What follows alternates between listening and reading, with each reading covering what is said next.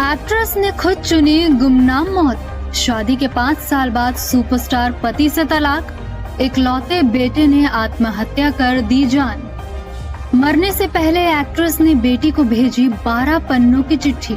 27 साल से नहीं मिली डेड बॉडी। न शमशान में जलाया गया, न कब्रिस्तान में दफन किया गया। बॉलीवुड की एक ऐसी एक्ट्रेस हैं जिन्होंने अपनी मौत का वक्त, जगह खुद चुनी और प्रकृति में समा गई।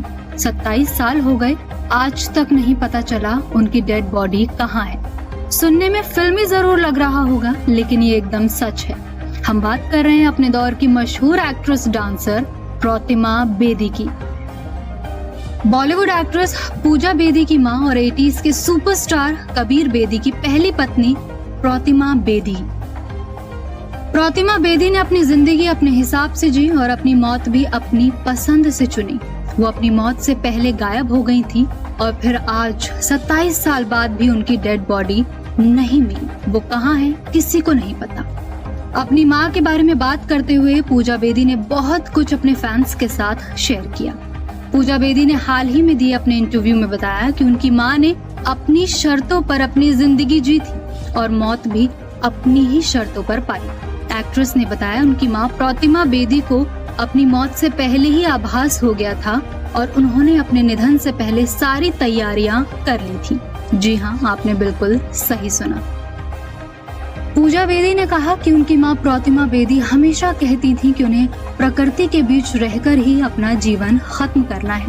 पूजा बोली, वो कहती थी कि वो किसी शमशान या गंगा में अस्थि विसर्जन जैसी रस्मों का हिस्सा नहीं बनना चाहती।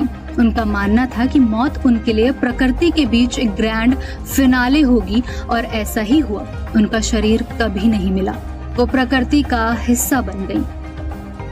मीडिया रिपोर्ट्स की माने तो साल 1998 में अपने आत्मिक सफर की तलाश में प्रतिमा बेदी कैलाश मानसरोवर की तीर्थ यात्रा पर निकली। ये वही यात्रा थी जहां उन्होंने आखिरी बार अपनी बेटी से बातचीत की थी। पूजा बताती हैं कि उनका शरीर कभी नहीं मिला।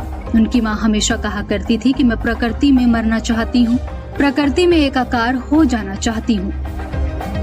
पूजा की आंखों में आंसू छलकते हैं जब वो कहती हैं उन्होंने अपनी जिंदगी अपनी मर्जी से जी और उसी तरह विदा ली। बता दें, प्रतिमा की मौत से पहले उन्होंने अपनी बेटी को हर जिम्मेदारी सौंप दी थी। पूजा ने बताया कि एक दिन उनकी माँ अचानक उनके पास आई। अपना वसीयतनामा, गहने, दस्तावेज, संपत्ति के कागजात सब उन्हें सौंप दिए। जब पूजा ने हैरानी से पूछा कि इतना नाटक क्यों कर रही हो, तब उनकी माँ ने बस मुस्कुरा दिया और कहा, तुम्हें कभी पता नहीं चलेगा डार्लिंग। जाते जाते उन्होंने पूजा को 12 पन्नों का एक लेटर लिखा जिसमें अपने पूरे जीवन का सारांश दिया। बचपन, जवानी, रिश्ते, शादी, बच्चे, नृत्य और अंत में अपनी यात्रा का आखिरी ठिकाना बताया जो था Kullu Manali. Bureau report E24।